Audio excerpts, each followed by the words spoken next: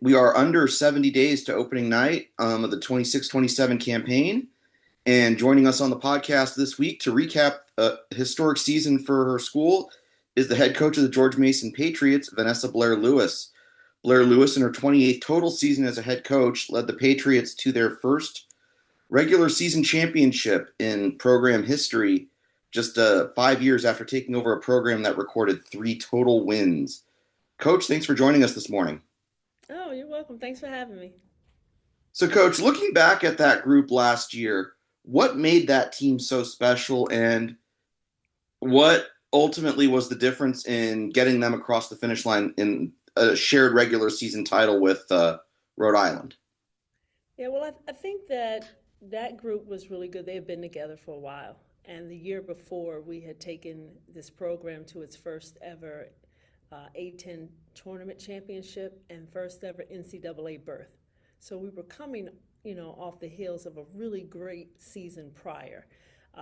We had a lot of newbies join us in that summer, but we also had a trip to Spain, a foreign tour to Spain, which I felt really gave us a chance to connect and get to know each other and speed up the process of learning each other. And so when we came back from Spain, I felt like we were a different team, chemistry wise, right? We still had a lot to learn, still had a lot of ebb and flow to the season, but I thought chemistry wise, we were ready to do the things that we had talked about.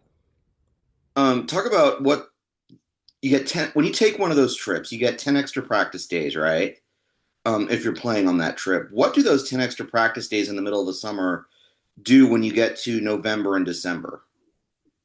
I'm not so sure what they do to November and December, but I felt like the 10 days they gave us, we needed 20, right? Like as a coach, you just want more, right? I felt like, wow, do we have enough to go overseas and play a full game? You're in the middle of the summer, 10 practices. Just imagine starting to play your conference, your regular season game after 10 practices, right?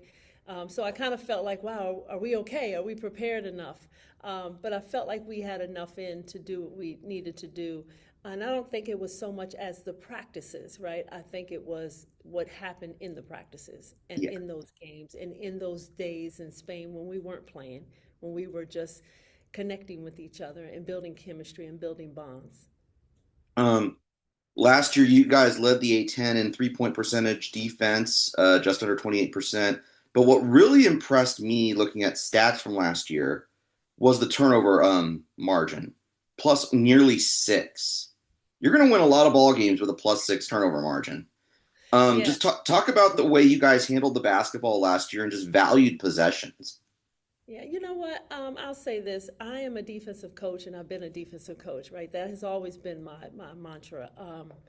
But when we took the job here at Mason, we talked as a staff a lot about, okay, we got to be able to generate more points, right? To be and play at the next level, right? And this was the next level from where I came from. And so I had to give up a lot of the reins of defense to become a more offensive minded team. We wanted to score in the high 70s. And at the time when I took over this program, it was in the 50s, right? So you're talking about generating 20 more points. But you're also saying, if I generate more offense, I can't lose possessions in doing it. So I can't turn the ball over either. So they went, you know, together. And so we put a high premium on taking care of the ball, like really taking care of the ball and making sure other teams don't take care of the ball well, right? So we were able to do a both and take care of the ball and make sure the other teams don't take care of the ball real well by applying that pressure. Obviously, you're going to lose a pair of all A10 first team selections to the portal this season. Kennedy and Zariah both went on to West Virginia. Um, you add a solid newbie in Anovia Shields that highlights a class of 8 that you signed through the portal. Just talk about the rest of that class and maybe some other folks that Patriot fans might expect to see on the floor when we get to November 3rd here in just under 70 days. Yeah, I think you start with Anovia, but I think you cannot dismiss the fact of our returning sixth person off the bench was Mary. Moatang. Like just she was a all conference selection and just a dynamic floor general and one of those point guards that are a scoring point guard as well as a tenacious defender. So having her back is so invaluable to the head of the ship, right? The point guard position, and adding players like Anavia, who's endurance. I'll say that. This lack of a better word, her endurance on both sides of the ball. She is fast. She is quick. She can endure for long moments, periods of time, and she can finish and she can defend. And then you have Summer Yancey, a transfer in from UCF who is offensively so efficient. She can give it to you any way you want, and she is a joy to watch on defense. Like, she can move her feet, she can guard smalls and big, so her versatility, helps you so much dramatically. We have so many weapons that just have really come in and filled our cupboard. MK from Rhode Island, didn't see a whole lot of playing time there behind some of their studs, but has been a part of championship teams. Big presence inside, can defend, can stretch the floor. And then you have Lourdes from Sweden, who just got finished playing with her national team all summer. So she really wasn't here, but we were able to watch her, play her games for her country, and it was just so dynamic coming from transfer from University of Alabama, like the dynamicness that she will bring both inside and outside, and stretching the floor for us on offense and being able to bang inside defensively. And the list goes on. You return Michaela, you return a player who has played with championship level players that's going to see some backup moments at point guard and off the ball, and another tenacious defender. If I had to describe this team, I would say yes, offensively we are very solid, but defensively it's going to be you're going to have to really come in and have to work hard to score on us. Like, our players, it's different when you want your team to play defense than your team wants to play defense. They want to play defense. You mentioned Lourdes' international experience. What does the international experience do for a player when they come back to the States in the American game, right? Because internationally, things are officiated a little bit differently, right? So what does that experience, that time on the floor, do for them when they come back to you here? Well, I know what it did for Paula Suarez when we had Paula, if you can remember her. We had to say, Paula, you're traveling. They're going to call it. I think they're a little lenient with the steps over there overseas. But for Lourdes, she is already play ready. She didn't spend the summer in 4 hours on the court and 4 hours. She didn't have those limitations that we have at the collegiate level. When you really don't get to bang a lot, you just get a chance to do a lot of individual instruction. And so she got a chance to play, right, and play at a high level and play for her country and the pride that brings. And so, if anything, when she got off the plane and she came back, she's in shape. She's ready for November, probably more so than any of our players, because she's been in basketball shape, game shape. Gotcha.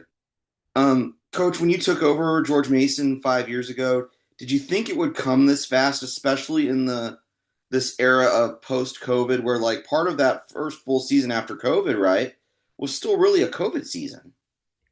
Yeah.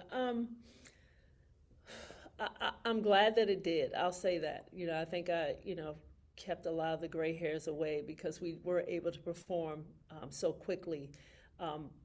But I think also when you talk about the COVID season, you talk about what was lost. A lot of people talk about what was lost, but I also think what was gained in the post-COVID. Our players could not wait to get back to a normalcy, right? You just think about what was taken away from them. Maybe the extra time in the gym because, someone had something. We had to be away from each other. I think we gained a value of, it's like when you get injured, right? And the game is kind of taken away from you. You're not taken away from it, but it's taken away from you because of an injury, and you learn to value it more.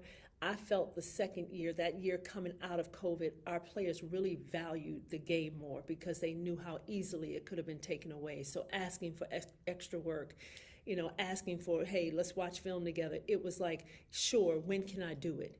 Because I think that pause brought about a affinity back to the game to say, you know what, this can be taken away at any moment. Let me not take this for granted. So you've been a head coach for nearly 3 decades now. How has the game changed in those 3 decades, or is it more of the outside stuff that's changed? I think both and. I don't think that you can go 3 decades and not see change. I think change is inevitable, right? Growth is optional. And how you grow through those decades or those years is as important as what's the inevitability of change. And so I don't think that you can go anywhere in life and in 3 decades or a decade or a couple of years, things not change. So I think knowing that that is the strong reality of the game that we coach, the game that we're a part of, is the changing landscape. And sure, it has. On the court, from how we used to play, we were just talking about breaking down things for our staff. And, back in the day, you had two post players. Like you were going to have two people on the block and they were going to bang. And now, if you see anybody in the paint, it's a rarity, right? Like everybody is sprawl ball. You're one out, you're four out, you're one in, or you're five out, and you're cleaning, leaving the paint open. So yeah, the game style has changed as well. Yeah, and then obviously the landscape has changed. In this last 5 years, in the last year. Well, let me just say, August 1st, when this whole new, let's open another portal. Every day it seems like something is changing, right? And so I think change is inevitable and growth is optional. And so you grow along with it. Or, I think that's when it may become a lot heavier for people to say, oh, this is changing so much. Well, life changes, and you grow with it. Talk about roster construction in an era where the rule book is constantly changing, right? You took the job here at Mason in 2021, and here we are 70 days from opening night in 26, and you don't even know what the rule book, the pages to the rule book keep getting added. Yeah, I'm not so sure how to answer that. I just think that you have to be willing to come up with the times, right? And to be flexible is a big word that we use with our staff, being flexible. Um, and it's exciting to be, when we started the summer, they give you 8 weeks to use, right? And then when we came back, you have that same amount of time before your first game. Like that's what I kind of started off with our team when we got back. You know how fast the summer went?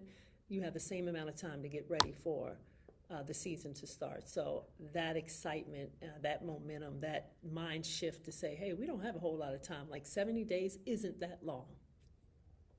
For the longtime fan of the Patriot women's basketball program, what was last year like for them as you were talking to that some of those courtside, season ticket, longtime season ticket holders? Um, I think it was an expectation, right? An expectancy that wow, this is where we've wanted the program, right? And I think the program has had its ebb and its flow over the years of success.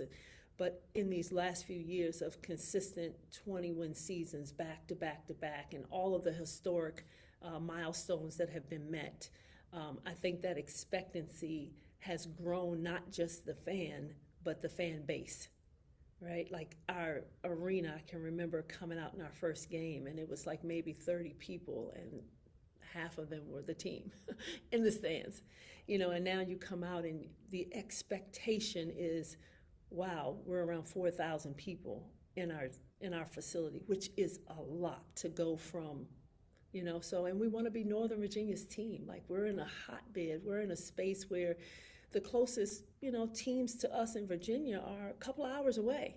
So Northern Virginia is such a hotbed. We have 280,000 graduates that still reside right here in the DMV. So you're seeing that attendance come back, and women's sports is growing, not just women's basketball, but soccer and volleyball.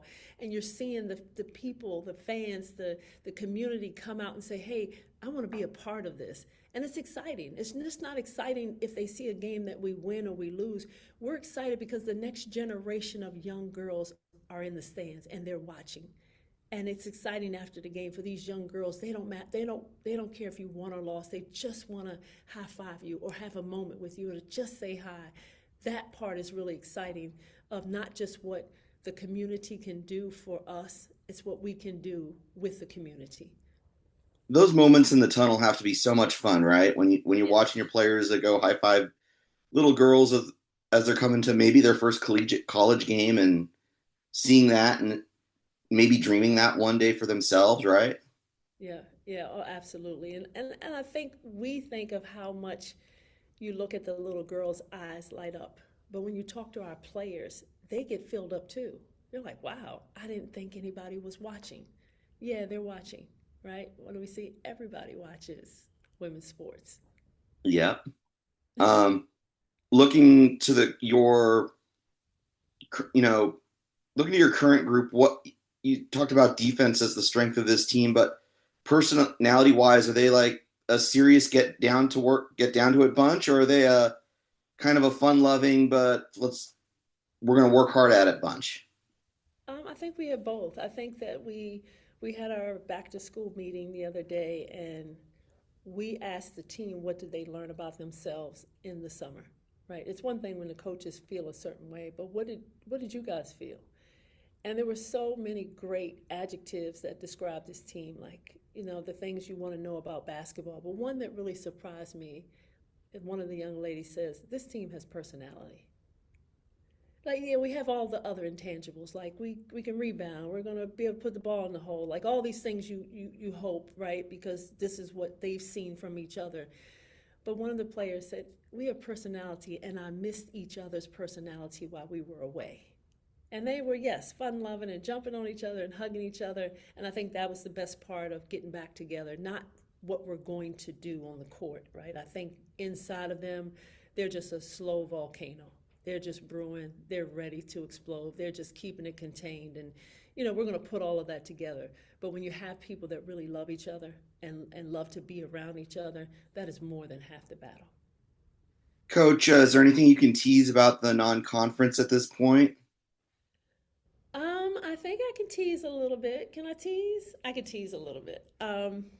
Really excited to have Maryland back on the schedule. Brenda has been just a really great crosstown opponent where it's not too big or small of her to play us, right? And she's come here, right? So that says a lot. But I'm just really excited for all the talent and success that Maryland has had to be able to continue to kind of measure yourself. We're able to do that every year, and I'm just really thankful for her with that. We have Princeton, which we had on the ropes last year here, and kind of gave that one away. A really formidable NCAA team, and we'll go to them and play up there. So that'll be an exciting game. JMU, which we had a lot of success at their place, but this rivalry, the JMU and being in Virginia and being two really top mid-major schools, that's an exciting rivalry. And, he always puts together a really great team. So we're excited for that. And then we got our military. We got Army and Navy. So it's exciting to do that. My parents were in the Navy, and, my mom's like, oh, I can't wait to come to that game. I'm like, Mom, who are you going to cheer for, though? So it's really a good, Coach Bolton did a great job with this schedule, just putting together, a taste of a lot of different sizes and talent-wise. And then we go to Puerto Rico for Thanksgiving, and we get a chance to play, Providence, another P4. So I'm just excited. Like, I think we have a lot of diversity in our schedule and who we're going to see and who we're going to play and who gets to play us. Navy, a quality Patriot League program. Army's done some good things recently. Princeton last year, obviously, has had some success under Carla Berube, who took the job at Northwestern now. So I'll be curious to see what they look like. And then, yeah, getting Maryland, even if it's just a quick little roadie to College Park. Just talk about that aspect of getting those P4s to agree to play the quality mid majors, because a lot of them duck those games, right? They'll duck the quality mid major for the Q3 or Q4 Yeah, game. I don't think that we have the same agenda going into playing, right? The P4s don't need us, right, to be able to get Q1 games because they're going to play them in their season. But we need to have those games, right? And when you've had the success that we've had, some of them don't want to play you, right? And you get that part too, but you're stuck between how do I get those Q1, Q2 games so that I can have a strong strength of schedule, and not put your girls out there to get beat up every single night. And then how do you want those P4s to want to play you when you've been successful? So at some point I'll say, it's just a good problem to have that you do have the success that merits that kind of, oh, wait a minute. But you are in a place where you feel like you can measure your players up against programs that are in the P4 level. Coach, do you have any thoughts on the expansion to 76 teams, and maybe do you see that playing out? Do you see it as more of a help to mid majors or the lower end of the P4? Well, I think that depends on the selections, right? Is that going to help the mid majors? It depends if the mid majors are going to get in more. But I think it's good for the game, right? I think women's basketball and the parity has definitely grown. I know we saw it years ago on the men's side where you have those Seton Hall and Cinderella teams and George Masons that can get to the Final Fours, right? You have had a parity on the men's side for a while, and they play basketball like almost 100 years more than us. But now you can see on the women's side, like that parity is growing, and there are a lot of good teams in one bid leagues, right? And how do we get out there and get more teams, especially at our level, that can compete on that level with some P4s? I think it's great for the game. I think the game is growing, and it deserves to have that type of representation where a lot of teams are going to be able to vie for those spots and hopefully get selected. Um, you've won 7 regular season titles, but you haven't quite gotten it done at tournament time. How hard is it to be in that bubble where a lot of the story of your team is defined by what happens in 3 to 5 days in March versus 3 months?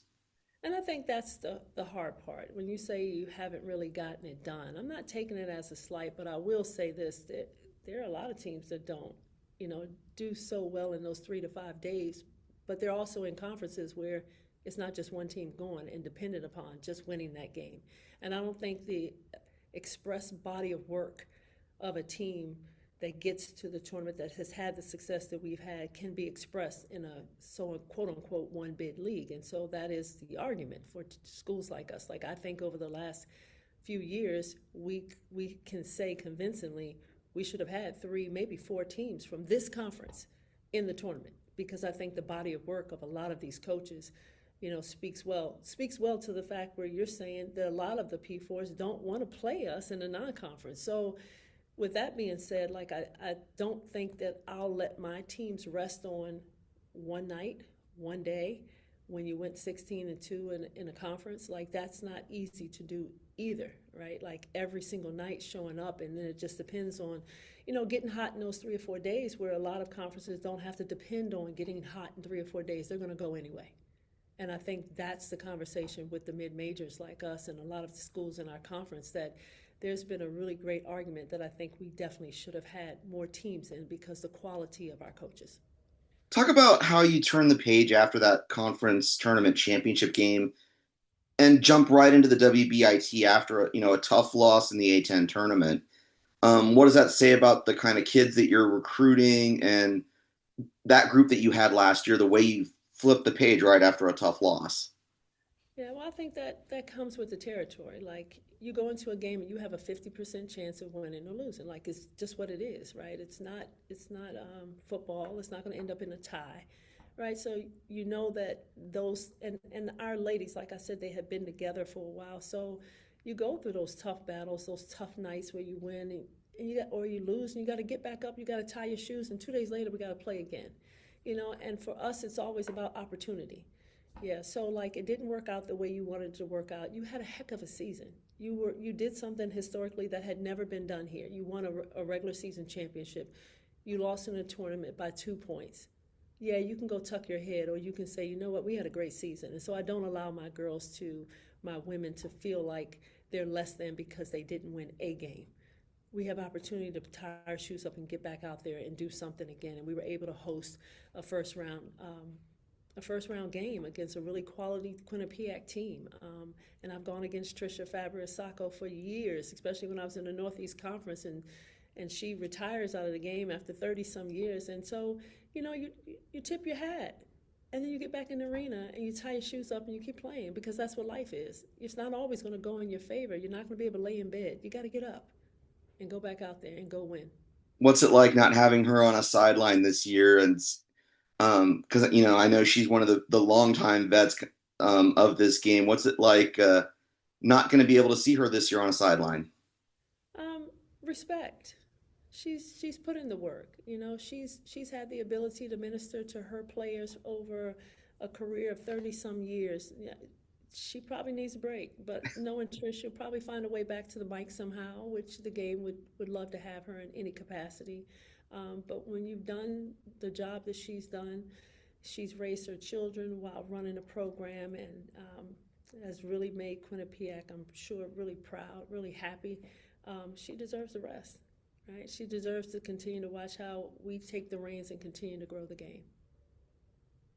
What's your hope for the next generation whenever of coaches that are coming up whenever you step out?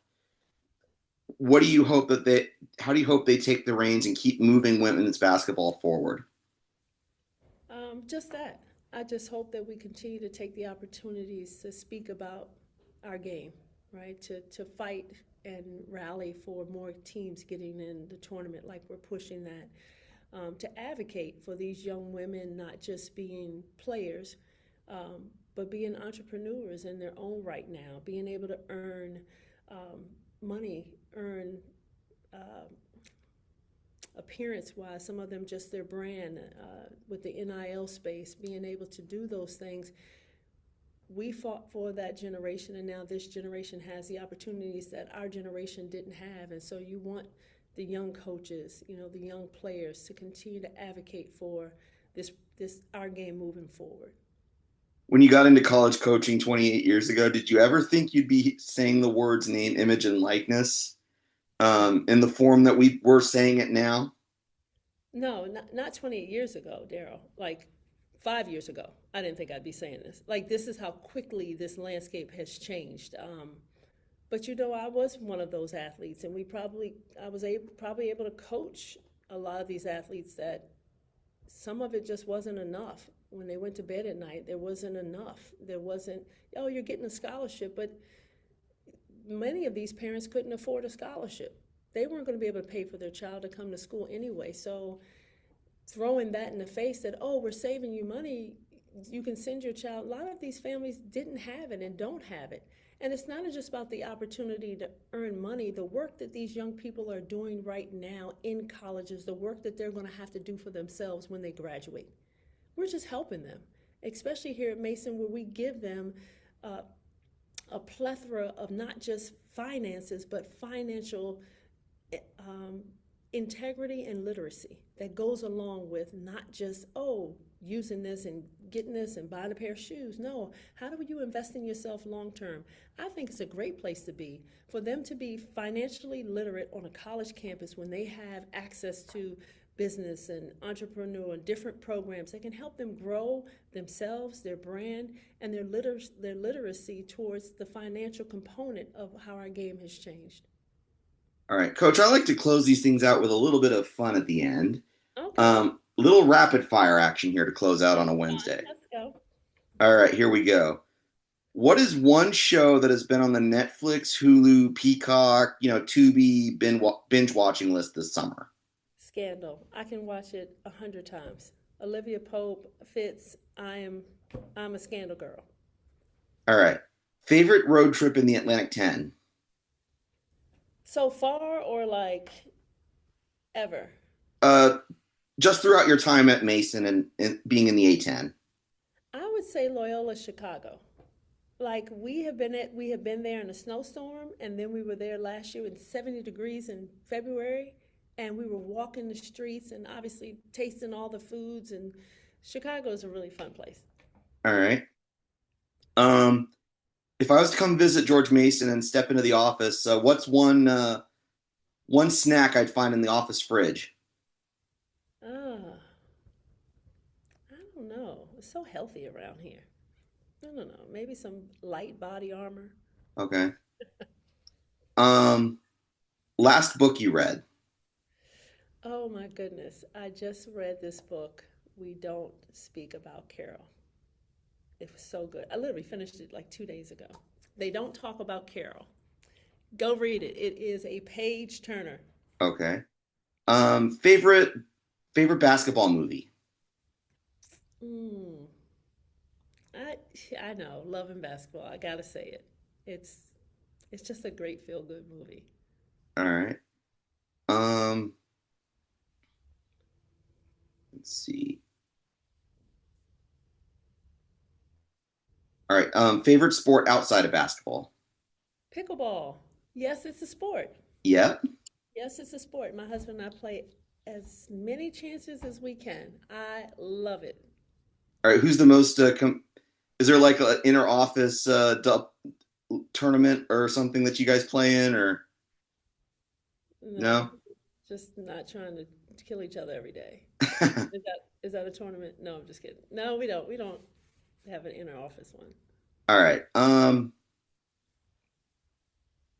right. Next, what's your dream international trip to take Mason on next time if Spain wasn't it? Oh, Spain is hard to top. I played in Sweden. I would love to go back, just as just a novelist to go back, but I don't know, maybe Italy. They say the food is good, but I'm not a foodie. So for everyone else, maybe it would be really great. But I think anywhere that you can go and get a different perspective. And that's what those trips, besides building the chemistry and the family, but seeing how other people live, being grateful and gracious and getting outside of, just your mindset of how things could be one way and going and growing anywhere would be great. All right. Favorite airport pastime? Airport pastime. I don't know about that one. Like people watching, or is the head buried in the laptop? I don't want to get there 2 hours before. So I Okay. sometimes try to risk it for the biscuit and try to get there just so I can get there and then I board the plane. I hate waiting. I know it's terrible. I hate waiting. But thanks to Mason, we charter a lot. So I really can just Okay. get off the bus right onto the plane. But like when I'm in my everyday life, I don't have a charter plane at home. So with the kids and I, we got to go 2 hours early. So, Okay. but I like to just get there smooth sailing and it's like, oh, 15 minutes we'll be boarding. All right. What's your favorite city to recruit on the AAU travel ball circuit? Oh, you can't ask me that. Other coaches and players will get mad, but I am a DMV girl. So you I love the DMV. I'm a DMV girl. I love the DMV, but no knock. Every state has great talent and overseas. So, you guys win the A10, you get to the NCAA tournament, you win your NCAA first round game. What's that moment like when the buzzer strikes zero? um, that was our expectation. That's literally what our goals are. But you know what I would say? We're not done yet because it wasn't just to win a game in the tournament, it was to win multiple. So we're still shy of our goal. But yeah, we'd be happy. Gotcha. All right. George Mason head coach Vanessa Blair-Lewis, thank you so much for joining us on a Wednesday morning, just under 70 days to opening night, when the Patriots take the floor in defense of their 2025-26 A10 regular season championship and look to take it one step further into March Madness. Coach, thank you so much for joining us. Thank you for having me.